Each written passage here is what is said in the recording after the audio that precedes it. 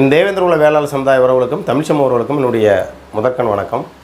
இந்த காணொலி எதற்காண்டி அப்படின்னா, யதார்த்தமாக நேற்று ஒரு இன்ஸ்டாகிராம் பக்கங்களில் ஒரு வீடியோ பார்த்தேன்.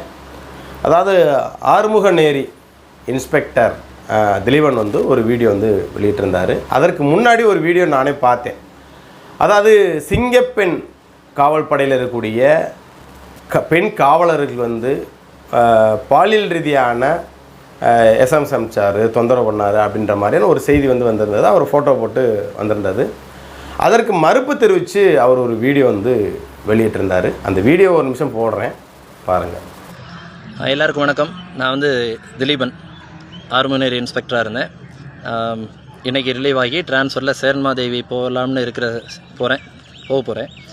இந்த சுச்சுவேஷனில் இப்படி பர்டிகுலராக நியூஸ் 7, நியூஸ் ஜே ரெண்டுத்துலேயும் பாலியல் புகார் அப்படின்னு சொல்லிட்டு ஒரு நியூஸ் வந்துட்டுருக்கு. பட்டு என்னுடைய கடமை, என்னுடைய தரப்பு நியாயத்தை நான் சொல்லிடணும். ஏன்னா முதல்ல போடப்பட்ட செய்திகள் வேகமாக பரவிடும். பட் அதுக்கப்புறம் அதில் தப்பு இல்லை அப்படின்னு நிரூபிக்கப்படும் போதோ அல்லது உண்மை வெளியே வரும்போதோ அது வேகமாக பரவாது. ஸோ என்னுடைய நிலைப்பாடை நான் சொல்கிறதுக்காக தான் என்னுடைய இன்ஸ்டாகிராம் எடுத்திருக்கிறேன். ஸோ அதிகாரிகள் யாரும் வருத்தப்பட வேண்டாம். ஸோ இப்போது பாலியல் புகார் வன்கொடுமை அப்படின்றத விட பாலியல் புகார்னு சொல்லியிருக்கிறாங்க. பர்டிகுலராக என்னுடைய ஸ்டேஷனில் ஒரு 6-7 பொம்பளை பிள்ளைங்க இருக்கிறாங்க. நல்லா வேலை பார்க்கக்கூடியவங்க மட்டும்தான் இருக்கிறாங்க.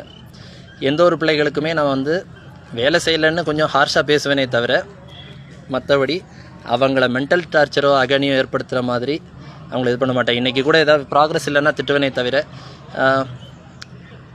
மறுநாளே சரி ஒன்றும் இல்லை பாப்பா பார்த்துக்கலாம் அப்படி பேசக்கூடிய டைப். என் பிள்ளைங்கன்னு சொல்லி தான் பேசுவேன். இது என்னுடைய ரோல் காலில் என்னுடைய ஸ்டேஷனில் இருக்கக்கூடிய 66 போலீஸை கேட்டாலும் தெரியும். நான் ஒவ்வொரு பொம்பளை பிள்ளைங்களும் என் பிள்ளைங்கன்னு சொல்லுவேன். என்னை விட வயசு அதிகமாக இருக்கிற பொம்பளை போலீஸே அது என் பிள்ளை அப்படின்னு தான் நான் சொல்லுவேன். அது அவங்கள வச்சுட்டு சொல்லுவேன், அவங்க இல்லாத நேரத்துலேயே நான் சொல்லியிருக்கிறேன். ஸோ இந்த மாதிரி ஒரு புகார் என் மேலே வந்திருக்காது அப்படின்றத நான் 100% நம்புகிறேன். என் ஸ்டேஷனில் இருக்கக்கூடிய பிள்ளைகள் என் மேலே அப்படி ஒரு புகாரை கொடுத்துருக்க வாய்ப்பில்லை. அப்படி கொடுத்துருந்தாலும் தமிழ்நாடு காவல்துறையில் CUG நம்பரில் எனக்கு தெரிஞ்சு வாட்ஸ்அப் வச்சுட்ருக்கிறது ஒரு சிலரில் நானும் ஒருத்தன். என்னுடைய மொபைல் என்னுடைய அதிகாரிகள் எப்போ கேட்கும்போது நான் கொடுக்கறதுக்கு தயாராக இருக்கிறேன். ஆனால்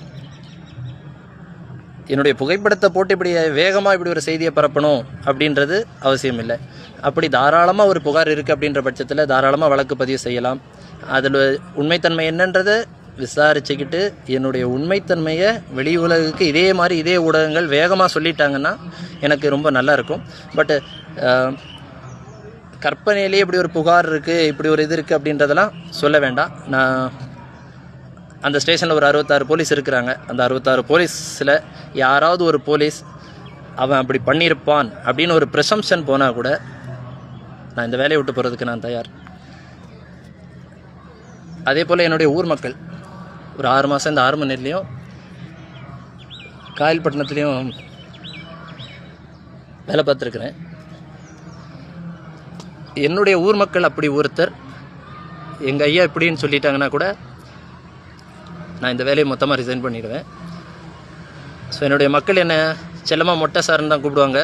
என்னுடைய மக்கள்கிட்ட அதே நியூஸ் 7 அண்ட் நியூஸ் ஜே ஒரு பேட்டி எடுத்து பாருங்கள், திலீபன் என்னன்னு சொல்லுவாங்க. என்னுடைய காவல் நிலையத்தில் இருக்கக்கூடிய காவலர்கள்ட்டையும் அப்படியே இந்த நியூஸ் 7 ஜேவும் ஒரு பேட்டி எடுத்துட்டிங்க அப்படின்னா அவங்களும் சொல்லுவாங்க நான் எப்படிப்பட்டவன் அப்படின்றத. ஸோ நான் யாரையுமே குறை சொல்ல விரும்பலை, எந்த பிள்ளைகளையுமே யாரையுமே குறை சொல்ல விரும்பலை. எல்லாருக்கும் ஒரே மாதிரி என்னால் டியூட்டி போட முடியாது, அதை மட்டும் நல்லா தெரிஞ்சுக்கணும். காவல்துறையில் 6 பொண்ணுகளில் ஒரு பொண்ணுக்கு சலுகை கொடுத்துட்டு ஒரு பொண்ணு நான் வைக்க முடியாது. ஏன்னா எல்லாரும் குடும்பத்தோடு இருக்க பொம்பளை பிள்ளைகள். டியூட்டி முன்ன பின்ன போடுவேன், அதில் மன வருத்தத்தில் முன்ன பின்ன சொல்லலாம். ஏன்னா என்னை நம்பி நான் 150 சின்ன பிள்ளைங்களை வச்சு நான் ஒரு ஃப்ரீ ஸ்போர்ட்ஸ் கிளப் நடத்திட்டுருக்கிறேன். ஸோ அந்த பிள்ளைங்க கூட என்ன அப்படி இப்படி இருந்திருந்தால் 4 வருஷம் என் கூட யாருமே இருந்திருக்க மாட்டாங்க, நான் தனியாக இருந்திருப்பேன். ஸோ இந்த நியூஸ் 7 நியூஸ் ஜே நீங்கள் போட்டிருக்க செய்தியை மறுபரிசீலனை செய்யணும். இந்த ஊருக்குள்ளேயும் என்னுடைய காவல் நிலையத்திலையும் முதல்ல என்னை விசாரிக்கணும். நான் இதுக்கு முன்னாடி பணிபுரிஞ்ச காவல் நிலையத்தையும் விசாரிச்சுக்கிட்டு இதை பண்ணணும். இதுக்கு மேலே சொல்கிறதுக்கு ஒன்றும் இல்லை. இந்த புகார்லேருந்து நான் விடுபடாமல் இந்த சேர்மாதேவி காவல் நிலையத்தில் நான் பணியில் சேர மாட்டேன். அப்படி தேவைப்பட்டால் என்னுடைய ரெசிக்னேஷன் லெட்டரை அடுத்த 7 நாளைக்குள்ளே நான் அனுப்பிடுவேன். ஏன்னா கௌரவத்துக்காக வேலை பார்க்குறவங்க, சம்பளத்துக்காக வேலை பார்க்கல. நேற்று கூட என் டிரைவருக்கு 6500 கடன் கொடுத்துருக்குறேன். என்னுடைய ரைட்டருக்கு ஜபாக்கு ஒரு 5000 மாதம் மாதம் கடன் வாங்குவேன். ஏன்னா நான் சம்பளத்தில் வேலை பார்க்குறவன். இவங்களுக்கு நேற்று நான் ஜிபேயில் பண்ணியிருப்பேன். அது அந்த பிள்ளைகள்கிட்ட கேட்டால் தெரியும்.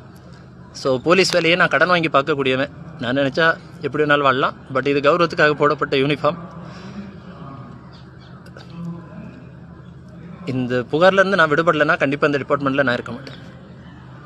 இப்போ இந்த வீடியோ வந்து பார்த்துருப்பீங்க.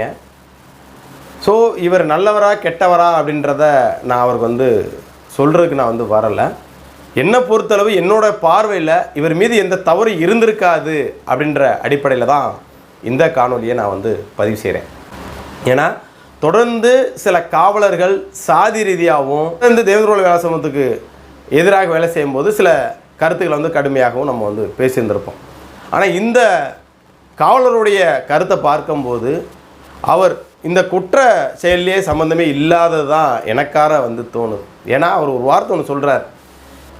நீங்கள் என்னை வந்து சஸ்பெண்ட் வந்து பண்ணியிருக்கீங்க, என் மேலே குற்றத்தை நிரூபிச்சிட்டிங்கன்னா நான் இந்த வேலையிலே நான் வந்து இருக்கலை, நான் டிஸ்மிஸ் ஆகிடுறேன், நானே என் வேலையை வந்து ராஜினாமா வந்து செஞ்சிடுறேன் அப்படின்னு மனவேதனையோட்ட கடைசியாக அவர் ஒரு காவலர் வந்து இந்த அளவுக்கு கண் கலங்க மாட்டாங்க. அவர் கண் கலங்கலை, அவர் பேச்சிலே வந்து நமக்கு வந்து தெரிஞ்சது. அந்த காணொலி பார்த்துருப்பீங்கன்னு நினைக்கிறேன். இவர் மீது எந்த தவறு இருக்காது. ஏன்னா எத்தனையோ குற்றம் செய்யக்கூடிய காவலர்கள் மத்தியில் நேர்மையாக இருக்கக்கூடிய காவலர்களுக்கு தான் இது போன்ற சூழலாக ஏற்படும் நினைக்கிறேன். இவர் யார் எந்த சமூகனோட தெரியாது. ஒரு சில பேரோட உங்கள் சாதிக்காரலாம் அப்படின்னு இந்த பேர் இன்ன வரைக்கும் யார் என்னன்னே எனக்கு தெரியாது. ஸோ இருந்தாலும் அவரோட அந்த பதிவை பார்க்கும்போது நமக்கே ஒரு வருத்தமாக இருந்துச்சு. என்னடா ஒரு செய்யாத ஒரு மனுஷன் மீது வந்து, ஏன்னா அவர் ஒரு சில விஷயங்களை எடுத்து சொன்னார். என்னுடைய காவல் டீம் வந்து பார்த்திங்கன்னா இத்தனை பெண்கள் வந்து இருக்காங்க, நான் எல்லாத்துக்குமே ஒரே மாதிரி வந்து டியூட்டி வந்து போட முடியாது, கொஞ்சம் முன்ன பின்ன இருந்திருக்கலாம், கொஞ்சம் நான் கடுமையாக வந்து பேசியிருக்கலாம், இல்லை பேசியிருக்கலாமே தவிர்த்து வந்து, ஆனால் எல்லாத்தையுமே வந்து பார்த்தீங்கன்னா பிள்ளைகளாக தான் பார்க்குறேன் அப்படின்னு வந்து சொல்கிறார். நீங்கள் என் ஃபோனை நான் வந்து கொடுத்துட்றேன், நீங்கள் வந்து நான் இந்த மாதிரி அனுப்பிச்சிருந்தேன்னு நீங்கள் இதாகிடுச்சு அப்படின்னா நான் என்னோடய வேலையை வந்து ராஜினாமா செஞ்சிட்றேன் அப்படின்னு அவர் வந்து சொல்கிறார்.